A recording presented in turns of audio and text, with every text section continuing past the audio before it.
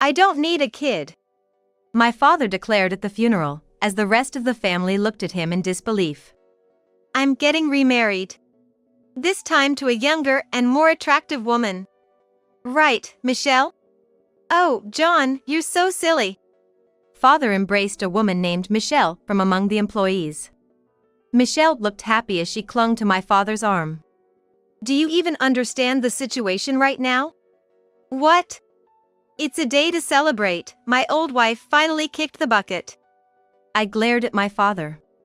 Then Maria gently embraced my shoulder. I'll take Sally with me. I won't pay child support. That's fine. Maria declared that firmly, hugging me. From that day, I started living with my aunt and her husband. I didn't hear from my father at all, but a month later, he suddenly called. Hey, help me out. Who is this? It's your father. My only father is Kent, I said, ending the call and blocking his number. No matter how much he cried or raged, my father's hell had just begun. I'll make sure he regrets it plenty.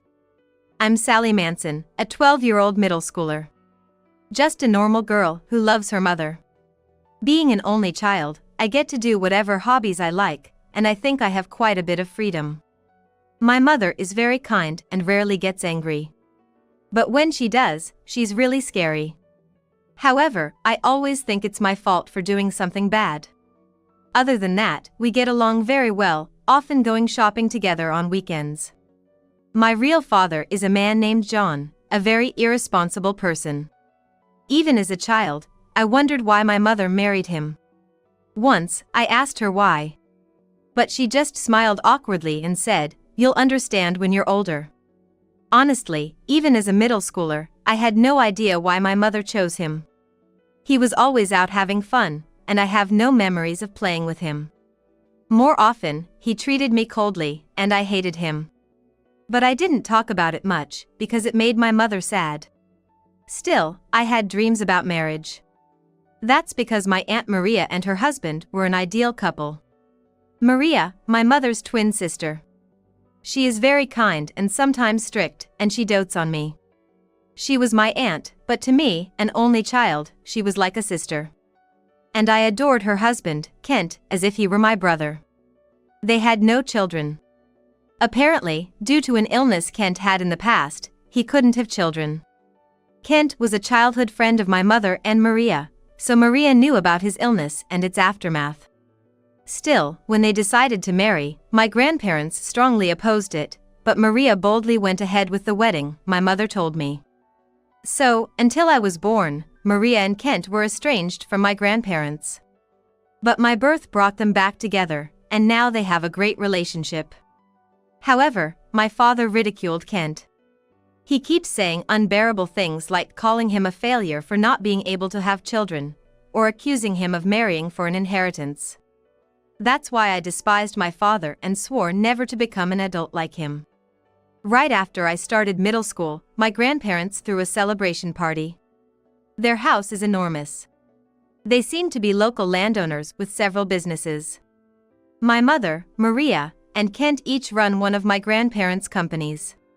In contrast, my father is just a regular employee in one of their companies. As a child, I found this odd. But seeing my father's behavior, even I, as a child, understood he could never be trusted with a company. Yet, it seemed to bother him a lot. At the party, while pouring a drink for my grandfather, he started talking nonchalantly.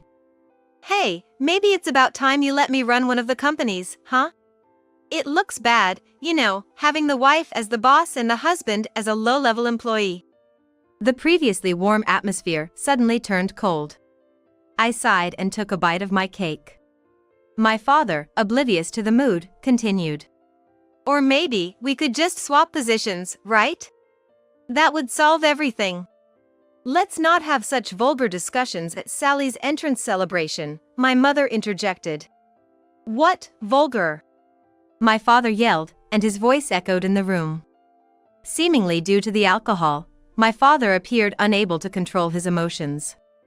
In contrast to my calmly speaking mother, my father's aggressiveness was almost comical. Why do I have to become a regular employee anyway? I took over my current position through proper procedures. That's what I'm saying. Act more like a wife. His argument made no sense. Just as everyone was starting to realize the conversation was going nowhere, my grandfather spoke up. If I left it to you, the company would be ruined in no time. What? My father exclaimed, his face turning red as he fell silent. Finally, the room quieted down, and my grandfather's calm voice filled the space. After all, you haven't forgotten that you're in this position because of the disrespect you showed to an important client, have you? This time, my father turned pale and stepped back. My grandfather began to slowly tell the story, as if speaking to my father. The company where my father works was originally supposed to be his as the president. But before the announcement of his appointment, he had an affair with the daughter of the president of the most important client. When the client's president found out, he stormed in. Because of that, the client threatened to stop all transactions, almost driving the company to bankruptcy. Hearing this, I felt embarrassed and pitiful for my father. But that was 10 years ago. It's past the statute of limitations, right? It's not for you to decide the statute of limitations. My mother interjected, cutting off his argument. My father glared at her in frustration. Then, clicking his tongue, he downed his drink in one gulp and left the room. Sorry for spoiling the celebration. No, it's my father who should be sorry. My grandfather shook his head and patted my head. Since my father had left, we restarted the celebration without him. I received an electronic dictionary from my grandparents, a book voucher from my mother, and the sneakers I wanted from Maria and Kent. I was in high spirits. When my mother and I got home, my father had already returned. Seeing the shopping bag I was holding, he clicked his tongue loudly. Lucky you, getting everything you want. It's a gift, it's only natural. Yeah, my bad. He apologized insincerely and went into his study. His attitude dampened my spirits, but the gifts still made me happy that night. Later, Maria and Kent invited me on a summer vacation trip. It seemed they were going abroad and thought it would be nice to take me along. My mother, having a business trip during that period, happily agreed to let me go. I thought my father would be displeased, but surprisingly, he was positive about it. Hey, that's great. Have a nice trip. I won't be here either, I've got a business trip. It turned out he had a business trip during the same period. I was braced for a snide remark or two, so this caught me off guard. Despite always complaining about work, my father was cheerfully preparing for his trip. It felt odd, but I was too excited about my trip to dwell on it. On the trip, I had a wonderful time with Maria and Kent. Beautiful scenery, delicious food. It was a luxurious vacation. Sally, is there anywhere you want to go? How about shopping together tomorrow, just the two of us? Really? I'd love to. But what about Kent? When I looked at Kent, he smiled and nodded. I was so happy I hugged Maria. Then Maria hugged me back. You're always such a sweetheart, no matter how old you get, Sally. I'm not a baby, I'm in middle school. Sorry, Maria said, still smiling. The next day, as planned, we went shopping. Kent had something he wanted to do and left the room earlier than us. Wow! This is amazing. This one's cute too. Maria and I were excitedly chatting and laughing in the store. Once our hands were full with shopping bags, we sat at a terrace to have some tea. While enjoying delicious cake, we were having a great time talking, but suddenly Maria fell silent and stared at one spot. What's wrong, Maria? Oh no! I followed her gaze and couldn't help but exclaim. There was my father with a young woman, both wearing frivolous aloha shirts, getting cozy with each other. That man. Wait, Maria. It's okay, all right? Maria looked like she was about to explode in anger, but I managed to calm her down. This wasn't the first time my father had an affair. It had been happening since I was little. At the worst times, he would even take me along to meet his mistresses. I loved my mother dearly, so of course, I was furious with him, and after that, he stopped taking me along. With such a history, my feelings towards my father's infidelity were just a resigned acceptance. We should tell Mom. For now, just ignore it, ignore it. Sally! Yes, you're right. Let's just take a picture and send it to her, Maria said, taking a photo to send to my mom. I was curious about how my mom would react, but I assumed it would end with her dropping the hammer on him, as usual. However, just before we were due to return home, I received a call from my grandmother with unbelievable news. Sally, calm down and listen. Your mother, she died in an accident. What? I was so shocked that I dropped the phone. Maria picked it up and, after hearing the same thing from my grandmother, broke down in tears. Kent took over the call, but both Maria and I could do nothing but cry. We returned home and went straight to the hospital where my mother was taken. The moment I saw her there, I burst into tears. Mom, Mom! This can't be! Maria collapsed in shock. Kent accompanied her to another room while I stayed and listened to my grandparents explain. My mom had jumped in to save a child who dashed into the street, becoming a human shield. She was hit by a car and severely injured on the asphalt, and by the time she reached the hospital, it was too late. The child only had minor injuries and was otherwise unharmed. I just stood there, numb, listening to the story. By the way, where's John? We can't get a hold of him. Hearing my grandparents, I mentioned that my father was abroad and also told them about the woman he was with. My grandfather was furious. Finally, we managed to contact my father 2 days after my mother's death, just as the funeral was about to start. Dying to save a kid, what a foolish thing to do. How can you say that? But that's the truth, right? My father said unapologetically, and everyone, including me, glared at him. Unperturbed by our stares, he casually took his seat as the chief mourner.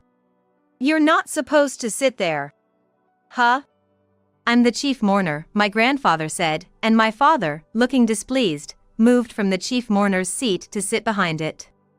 It was after the funeral. My father suddenly stood up, went to my mother's side, and, unbelievably, threw his wedding ring at her. What? What are you doing? Well, it's over between us now, right? No need to pretend anymore, he said and burst into loud laughter. Now I'm free. Then, pointing at me with a half-smile, he boldly declared, I don't need a child. At the funeral, everyone else looked at my father with disbelief, as if they couldn't believe what he just said. I'm getting remarried. This time to a younger and more beautiful woman. Right, Michelle? Oh, John, you always say the funniest things. My father called out to a woman named Michelle from the crowd of employees and embraced her. Michelle, looking pleased, clung to my father's arm. Do you even realize what's happening here? What? It's a day to celebrate. My old wife finally kicked the bucket. I glared at my father. Then, Maria gently hugged my shoulder. Sally will come with me. I won't pay child support. That's fine. Maria declared that firmly, holding me tight. From that day, I started living with my aunt and her husband. There was no contact from my father, but a month later, he suddenly called. Hey, help me out! Who is this? It's your dad! My only father is Kent, I said, then hung up and blocked his number. No matter how much he cried or pleaded, my father's hell had just begun. I'll make sure he regrets everything. After I blocked him, my father seemed to have called various relatives. But none of the relatives who knew about what happened at the funeral wanted anything to do with him. He was blocked by everyone he called, and finally, he showed up at my grandfather's company. I happened to be there delivering something I forgot, so I listened in disbelief to my father shouting outside the CEO's office. It was just a momentary lapse in judgment. So, you're the kind of man who, in a momentary lapse, throws a ring at your deceased wife. After my grandfather's words, there was a moment of silence behind the door. He was probably trying to think of an excuse. And just as I thought, he came up with one. I was just confused. I didn't mean any harm. I was upset because I loved her. I can't believe this. I couldn't help but express my disbelief at such a far-fetched explanation, and my father, with his sharp hearing, caught my voice. Hey, Sally! Are you there? Tell your grandpa that I loved your mom. Loved her? I was so angry I felt like I might faint. My grandfather patted my shoulder and nodded at me. I took a deep breath and then replied to my father. Grandpa, everything he says is a lie. He never loved Mom or me. Are you kidding me? Come out here. My father was yelling and banging on the door from the other side. But his actions couldn't stop me from speaking the truth. He always cheated, making Mom sad, and he never said anything nice to me. He's not a father. My words made my father even angrier. Finally, he kicked the door. Who do you think raised you all these years? If you're going to talk like that, pay back all the education expenses right now. At that moment, I realized all he cared about was money. Actually, my mom left a will. In it, she wrote that my father wouldn't get any inheritance as compensation for his infidelity. You say pay back, but you never contributed to living expenses, did you? It's all written in the will. You shouldn't have meddled. My father spat out those words resentfully. His selfishness gave me a headache. Then he said something even more unbelievable. I'm not divorcing her. So, as the parent of a minor, I should manage her money, right? Huh. I was completely astounded. It was my father who said he wanted a divorce, and the divorce papers had already been processed. In other words, their divorce was final. What are you talking about? Shut up! Children should not interfere. I'll tell the office that the documents we submitted were a mistake. He didn't realize that once documents are accepted by the office, they can't just be withdrawn unilaterally. Even as a middle schooler, I understood this. Why couldn't my father? You're just a stranger now. The office won't accept such a one-sided request. No, we loved each other. I'm sure it'll be fine. His overconfident words made both me and my grandfather look at each other and laugh. We could feel my father getting more irritated from behind the door. What, you're making fun of me? Hey, don't you know? Mom wanted a divorce. What? She did? My father's voice sounded utterly dumbfounded, like a bolt from the blue. I decided to give him an answer. You know, we went on a trip overseas, to the same place as you, Dad. It was a coincidence. But when I told Mom, she said she wanted a divorce. There was sudden silence on the other side of the door. Then I heard sniffling. It seemed my father truly believed Mom would never divorce him, and the shock made him break down in tears. Why a divorce? She loved me, even forgave my infidelities. Why? Maybe she reached her limit of endurance? My pinpoint words made him cry even more, audible even through the door. Yet, I couldn't feel any sympathy for him. Anyway, it's time for you to leave. What? Wait. Hey, what are you doing? Let go of me. It seemed like the security guards had arrived, and after a few moments of scuffle, the other side of the door quieted down.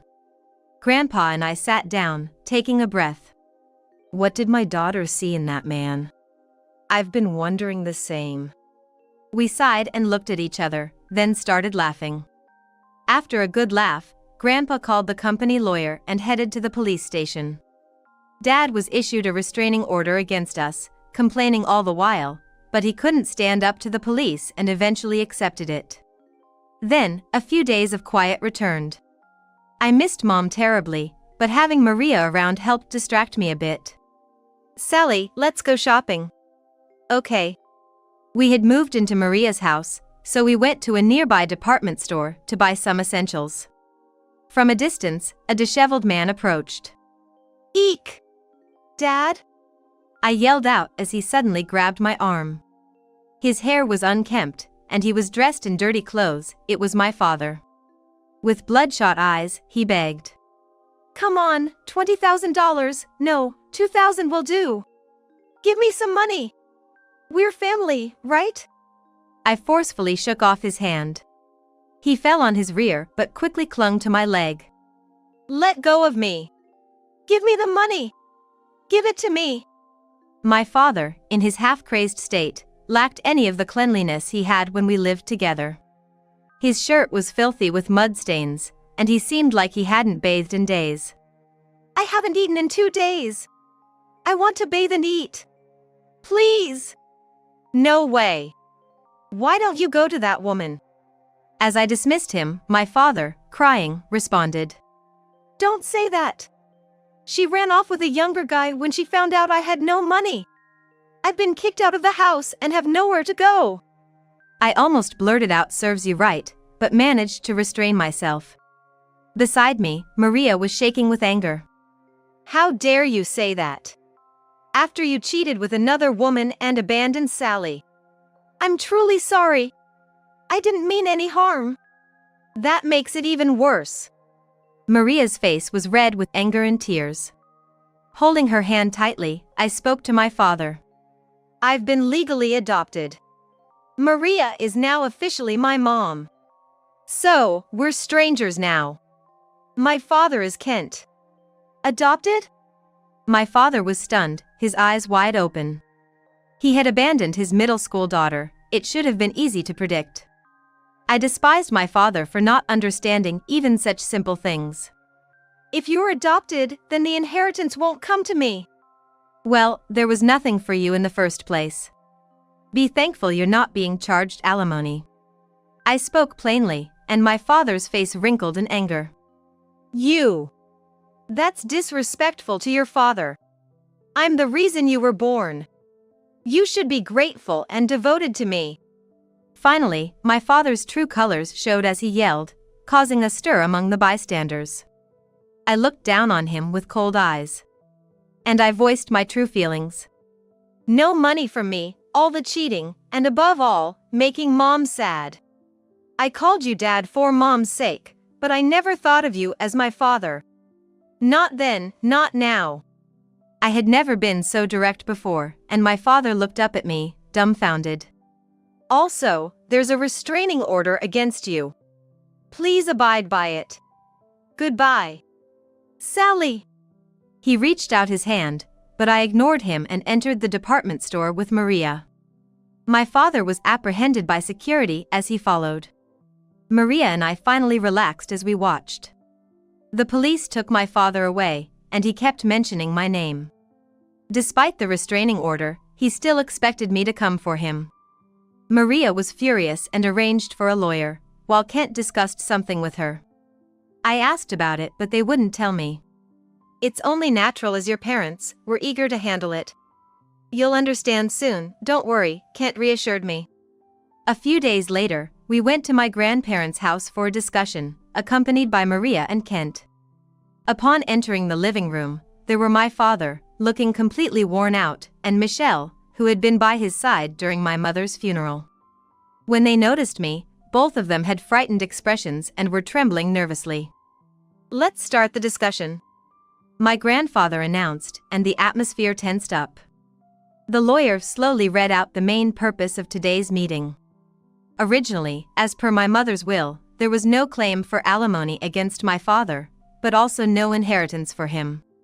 However, due to numerous nuisances, we decided to claim damages for the trouble caused, not just alimony for the affair.